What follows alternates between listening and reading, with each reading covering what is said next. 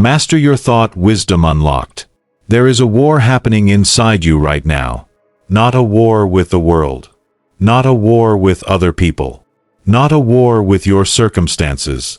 A war with your own thoughts. And most people are losing. They wake up in the morning and the first thought that arrives is already dragging them somewhere they didn't choose to go. Anxiety about the day ahead. Regret about yesterday. Worry about money, about relationships, about the future, about what people think, about whether they're doing enough, being enough, living enough. And they call this normal. But the Stoics, the greatest philosophers of the ancient world, called it something else entirely. They called it slavery. Not the slavery of chains and captivity. Something far more insidious. The slavery of a mind that has never been taught to think. A mind that runs wild, undisciplined, untrained, pulling its owner in every direction except the one they actually want to go. Epictetus, a man who was literally born a slave, who had his freedom stripped from him before he could choose anything, discovered something that changed the entire trajectory of human philosophy. He discovered that the one thing no one could ever take from him, not his master, not the emperor, not Rome itself, was the quality of his thought. And he spent the rest of his life teaching others how to master it. Today, that teaching is yours. Welcome to Wisdom Unlocked. If you are new here, you found something real. Every single week on this channel, we go deep into ancient Stoic wisdom and translate it into practical tools for the life you are living right now. Subscribe before we go any further. Hit that button. Turn on the bell. Because what we are building in this community is something you will not find anywhere else. Let's talk about your thought. What a thought actually is. Before you can master something, you have to understand what it actually is. And most people have never stopped long enough to ask a simple question. What is a thought? Not in a scientific sense. Not in a philosophical lecture sense. In a real, practical, immediately useful sense. What is a thought, and what is it doing to your life? The Stoics had a very specific answer. They called thoughts phantasiae, impressions. Mental images that arise in response to the world around you and the world inside you. Some of these impressions are triggered by external events. Someone says something. Something happens. You see something. And an impression forms. But here is what most people miss entirely. The impression is not the event. The impression is your mind's interpretation of the event. Colored by your history, your fears, your desires, your conditioning, your beliefs, your wounds. Filtered through everything you have ever experienced and everything you have ever been told about yourself and the world. Which means almost nothing you think is a pure, accurate reflection of reality. Almost everything you think is a story. A constructed narrative. A layer of meaning that your mind added automatically, without your permission, before you had a chance to examine it. Marcus Aurelius understood this so deeply that he wrote about it constantly in his private journals. He wrote, "If you are distressed by anything external, the pain is not due to the thing itself but to your estimate of it. And this you have the power to revoke at any moment. Your estimate. Your interpretation.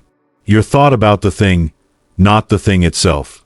This is simultaneously the most humbling and the most empowering idea in human philosophy. Humbling, because it means that most of your suffering has not been caused by the world. It has been caused by your unchecked thinking about the world. Empowering, because it means the solution is not out there. It is in here. In the quality and discipline of your thought. And here is where it gets even more interesting. The Stoics made a distinction that modern psychology is only now beginning to fully appreciate. They separated impressions from assent. The impression arrives automatically. You cannot always control that. But the assent, the moment where you say yes to the impression, where you accept it as true, where you allow it to shape your emotion and drive your action, that is entirely yours. That moment of assent is where your freedom lives. Think about how radical this is. It means that even if your mind generates a thought of fear, you do not have to agree with it. Even if your mind generates a thought of unworthiness, you do not have to accept it. Even if your mind produces the most catastrophic, most painful, most destabilizing interpretation of an event, you can pause, examine, and choose whether to assent. That pause, that examination, that choice, That is what it means to master your thought.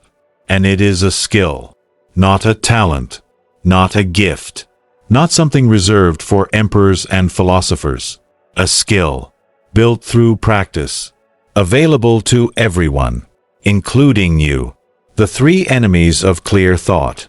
If mastering your thought is the goal, then you need to know what you are up against. And the Stoics identified three primary enemies of clear thinking, three forces that corrupt thought before it has a chance to be examined. The first enemy is passion without reason. The Stoics used the word path to describe destructive emotional states, not emotions themselves, but emotions that have taken over the driver's seat. Rage, panic, obsessive désir, crushing grief that refuses to move. These are not feelings to be ashamed of. They are human. Every Stoic philosopher felt them. Marcus Aurelius felt them. Seneca felt them. Epictetus felt them. But the Stoics drew a critical line. Feeling an emotion is not the same as being ruled by it. When passion drives thought, thought becomes distorted. When you are consumed by anger, your mind constructs the most damning possible version of the person you're angry at. When you are seized by fear, your mind generates the most catastrophic possible version of the future. When you are drowning in desire, your mind convinces you that the thing you want is the only thing that will ever make you happy. None of these thoughts are accurate. All of them feel absolutely true in the moment. This is the first enemy. Passion that floods the mind and drowns reason before it can speak. The second enemy is other people's opinions. Epictetus spoke about this more forcefully than almost any Stoic. He called the desperate need for approval one of the greatest chains a human being could wear. Because when your thought is organized around what other people think, when every decision, every action, every self-evaluation is filtered through the imagined judgment of others, you are not thinking your own thoughts. You are thinking theirs. And the cruelest part of this particular prison is that you can never win. You cannot control what other people think. You cannot make everyone approve. You cannot satisfy every opinion. So the mind that is organized around external validation is permanently insecure, permanently anxious, permanently one comment, one criticism, one silence away from collapse. Marcus Aurelius wrote, "I have often wondered how it is that every man loves himself more than all the rest of men, but yet sets less value on his own opinion of himself than on the opinion of others." Read that again slowly. You love yourself more than anyone else, and yet you trust your own judgment about yourself less than theirs. This is the second enemy. The colonization of your thought by the imagined verdict of others. The third enemy is the past and the future. Not the past and future themselves, but the mind's tendency to live in them at the expense of the present. Because the present moment is the only place where your thought can actually be useful. The past is fixed. Your thought cannot change it. The future is uncertain. Your thought cannot guarantee it. And yet the untrained mind spends the vast majority of its energy in both of these places. Replaying what happened. Anticipating what might happen. Constructing regret and anxiety in equal measure while the actual moment, the only moment where life is actually occurring, passes unexamined and unlived.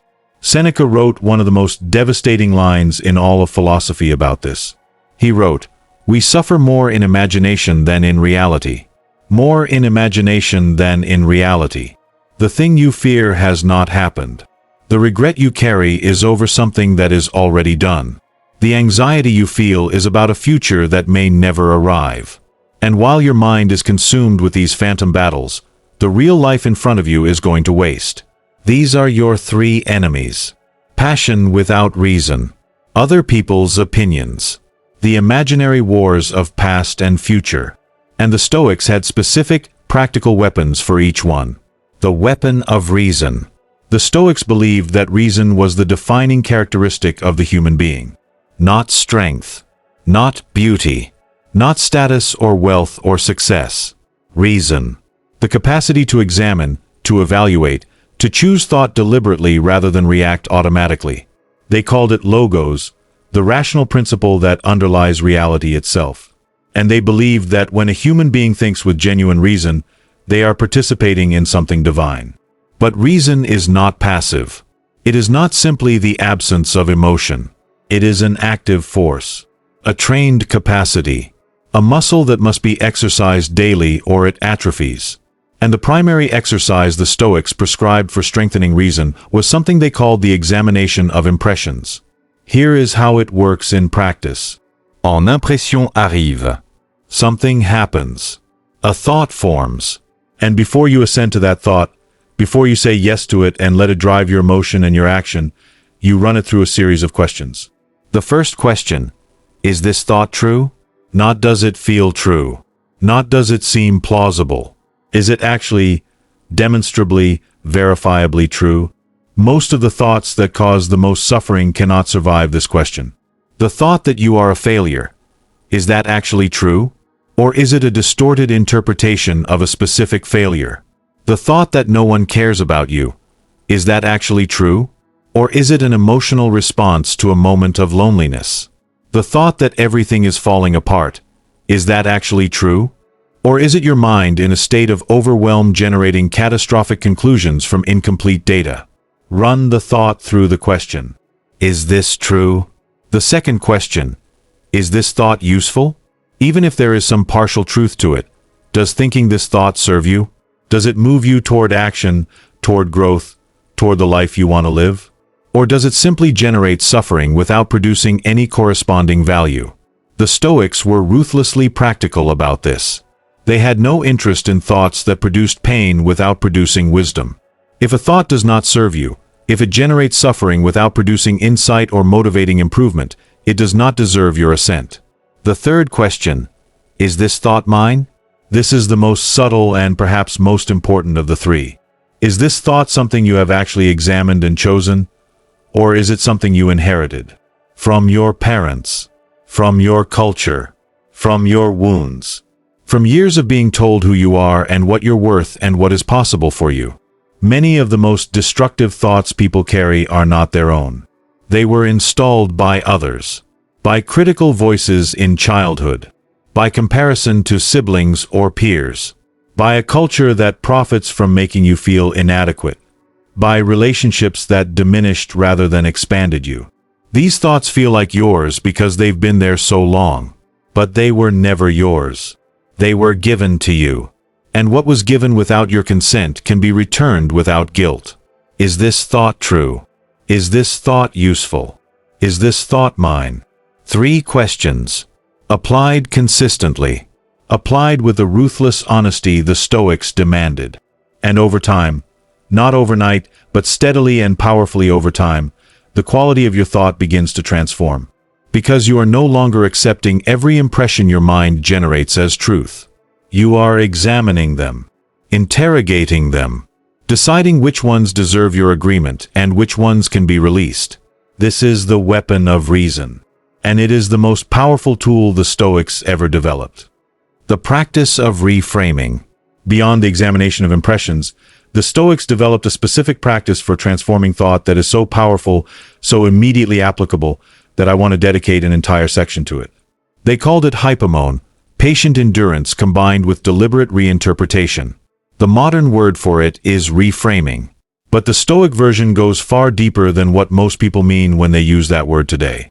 Marcus Aurelius was a master of this practice.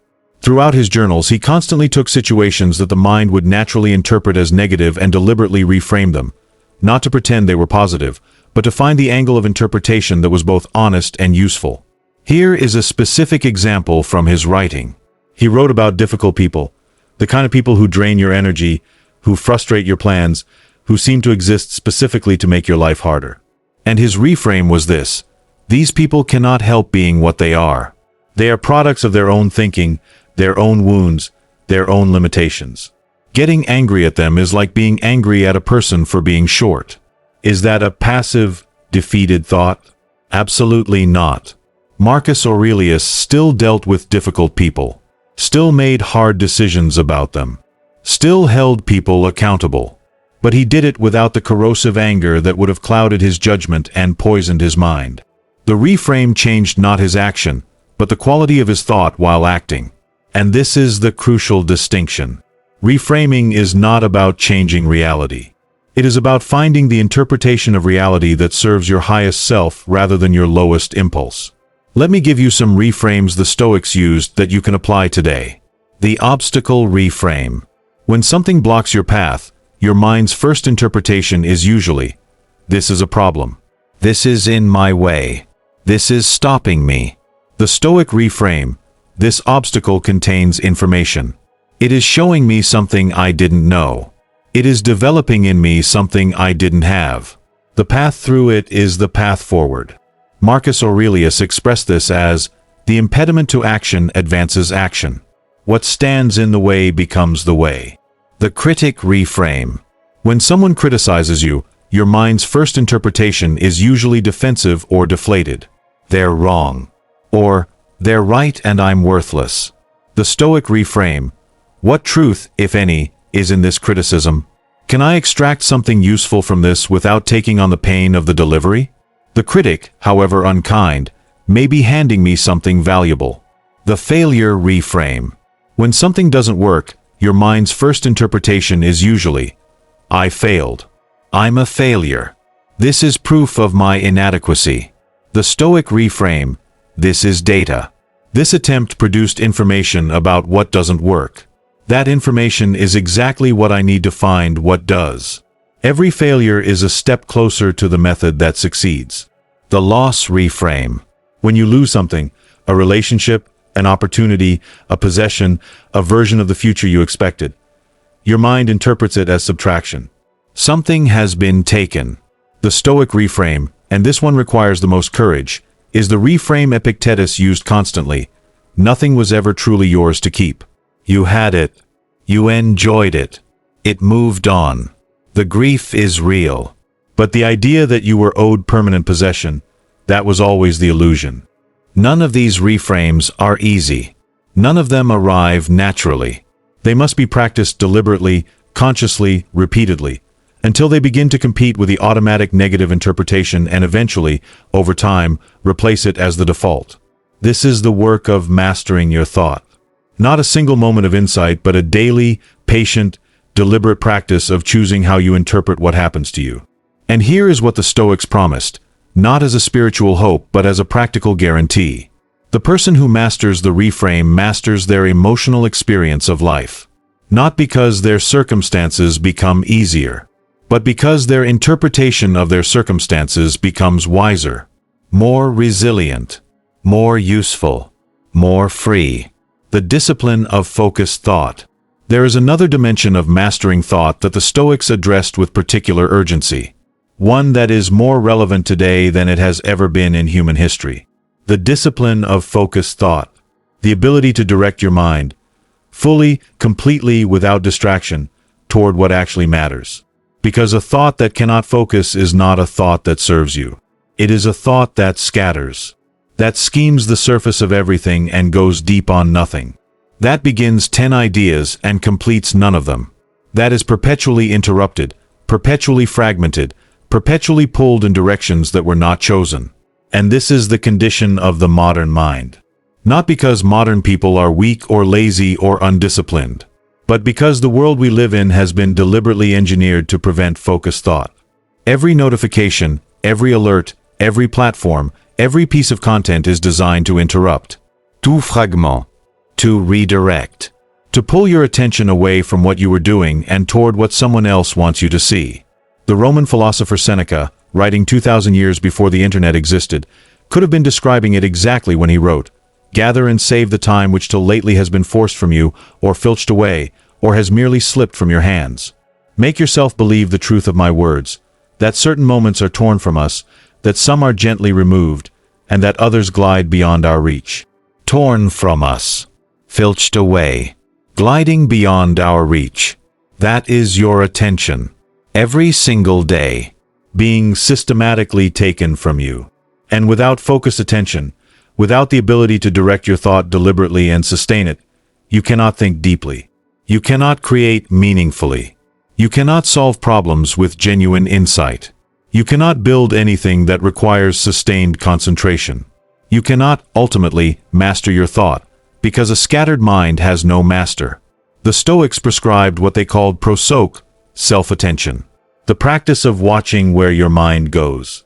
Not with judgment but with awareness. Noticing when your thought wanders.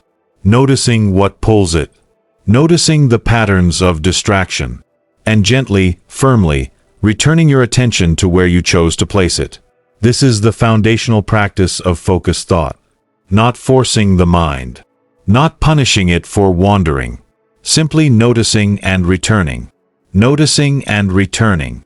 Over and over, as many times as necessary, with patience and without shame. And here is what makes this practice so powerful over time. Every return is a repetition. Every time you notice your mind has wandered and bring it back.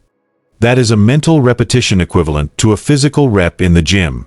And just as consistent physical training builds physical strength, consistent attention training builds mental strength.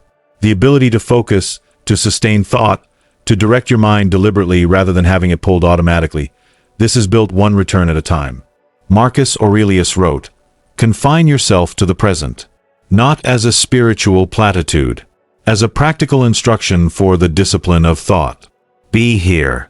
Think about this. Give your full attention to what is actually in front of you. Not yesterday's problem. Not tomorrow's worry. Not someone else's opinion. Not the notification that just arrived. Fully. Because a thought given half your attention produces half the insight, half the creativity, half the wisdom, half the result. And the Stoics believed, and I believe, that you are capable of far more than half. The practice this week. Choose one activity each day and give it your complete, undivided thought. No phone nearby. No background noise. No multitasking. Just you and the task for 30 minutes. It could be work. It could be reading. It could be a conversation with someone you love. 30 minutes of complete presence. Watch what becomes possible when your thought is fully here. The thought that changes everything. We have talked about examining impressions, reframing circumstances, and focusing attention. But there is one thought, one specific fundamental thought, that the Stoics believed was the root of all other mastery. It is the thought about what you are. Not what you have. Not what you've done. Not what you look like or what you own or what your title is or what other people say about you. What you actually are. And the Stoic answer to this question is simultaneously simple and staggering. You are a rational being, capable of reason, possessing an inner life that no external force can touch without your permission. You are, in the words of Marcus Aurelius, a citizen of the universe, part of something vast and connected and purposeful. And you are, above all, the one who chooses how to think. Not circumstances. Not other people. Not your past. Not your wounds. Not your failures or your fears or the voices that told you who you were before you were old enough to decide for yourself. Choose. Think. This is the thought that changes everything. Because when you truly internalize it, not as a pleasant idea but as a lived conviction, it reorganizes your entire relationship with your own mind. It means you are never fully at the mercy of your thoughts. You are always the examiner of your thoughts. It means you are never permanently defined by your worst thinking. You are always capable of better thinking. It means you are never without resource. Because the resource you need is always available, inside you, in the quality and direction of your thought. Epictetus expressed this with the most direct and uncompromising language of any Stoic. He said, "Make the best use of what is in your power, and take the rest as it happens." What is in your power is your thought. The rest happens.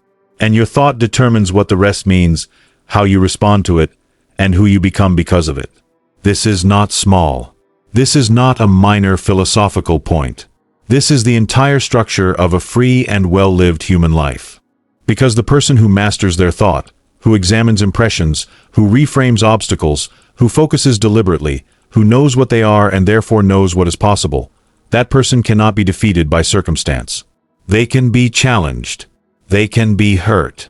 They can face genuine difficulty and genuine loss. But they cannot be defeated. Because defeat requires that you surrender your thought. And the thought cannot be taken. Only surrendered. Marcus Aurelius faced plague that killed millions. He faced wars that seemed endless. He faced the betrayal of people he trusted. He faced the death of children. He faced the slow collapse of an empire he spent his entire life trying to protect. And he never surrendered his thought. Not because he was superhuman, but because he practiced every single day in those private journals that were never meant to be read. He practiced the examination of impressions. He practiced the reframe. He practiced focused attention. He practiced knowing what he was. And that practice built something in him that no external force could break. That same practice is available to you right now, today. The daily architecture of mastered thought. Philosophy without practice is decoration.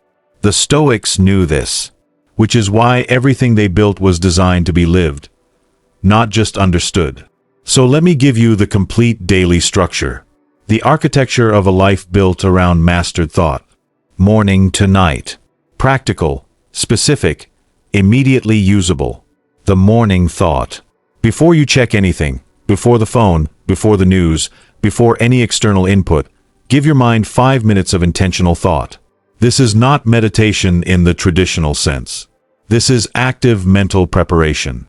The Stoics called it the morning reflection. And it has 3 components. The first, name what you value.